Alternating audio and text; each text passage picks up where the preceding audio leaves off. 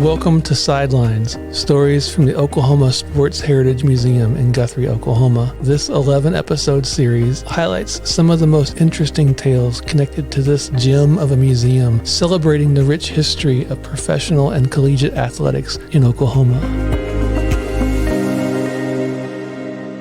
Coach, let's talk about Earlene Beans Risinger, the best nickname of all time. Okay. Earlene Risinger was a young lady from southwest Oklahoma. There's a town that's south of Altus called Hess, Oklahoma, just a little place. I'll take your word for it. And in fact, the school's called Southside. But Earlene grew up there and had 3 brothers, I believe, and some cousins, and they just played baseball together. And she said, when I visited with her, she said, I never played softball. I played baseball. Heck yeah. And so I said, how'd you get the name Beans? And she said, well, I was kind of a string bean. She said, I was long and lean. And she said, we ate beans all the time. And she said, so they just started calling me Beans Risinger. So anyway, she grew up there and played baseball with the boys and went to Altus and played some. And then she said, one day we went to Altus to get groceries, and there was a newspaper there, and it said, girls baseball tryout. She said, what is that? So she picked it up and read it, and then she made a contact. And it was during World War II when there was a women's professional baseball league developed because many of the men players had gone into World War II. Sure. And so there was American Girls Baseball League developed. And they had a tryout in Oklahoma City. So she got a ticket on the train and went from Altus to Oklahoma City and tried out. And so they were kind of impressed with her and gave her the opportunity. But the first team that she played with or opportunity she had, they wanted her to throw kind of sidearm or underhanded. And she was used to throwing over the top.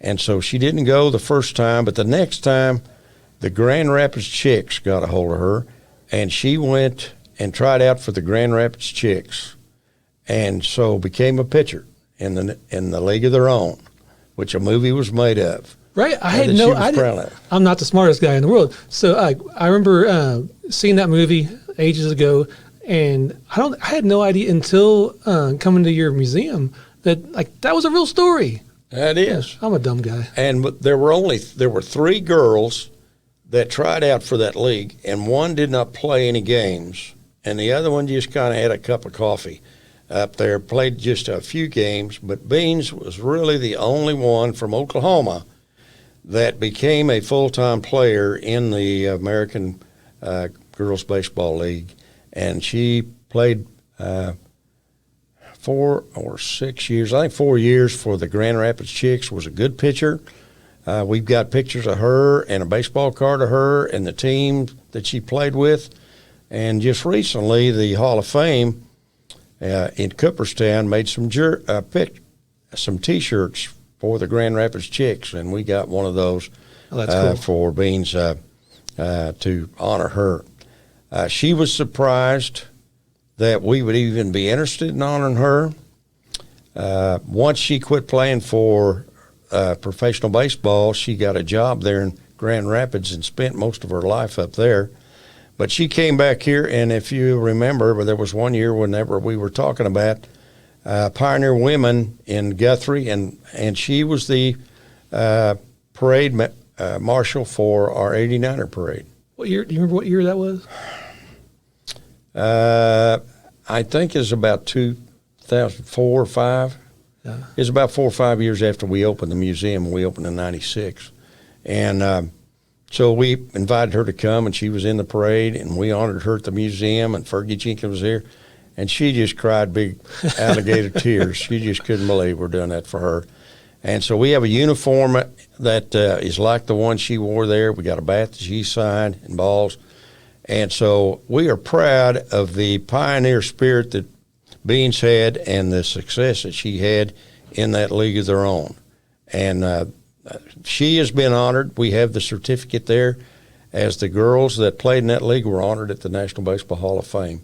And she's not an inductee in the Hall of Fame, but she has been honored there and recognized for what they did for baseball during the 40s to keep baseball alive while World War II was going on. That's awesome. So come to the museum here in Guthrie to learn more about Earlene Beans Reisinger, the pride of Hess, Oklahoma. Yes. Let me quickly tell you one story. Yes, I had sir. a guy come in the museum from Altus, and he saw that we had this display on beans, and he said, "Oh man," he said, "I know her." He said, "When I was growing up, she was from down there at Hess," and he said, "We used to go to the ballpark every Sunday afternoon and play." And there was a kid in Altus that thought he's a hot shot, and one of my buddies, but he said, he really thought he was good, and I told him, "I'll bet you $50. I know a girl can strike you out." He said, "There ain't no girl can strike me out. What do you mean?" He said, "The next Sunday I went down to Hess and got Beans and brought her up there to play with us. And she struck him out and I made $50. I told that to Beans and she said, "Well, why didn't I get part of that?" Where's her cut? That's awesome. But that was a cool story I thought that guy had. Cool. Thanks, Coach.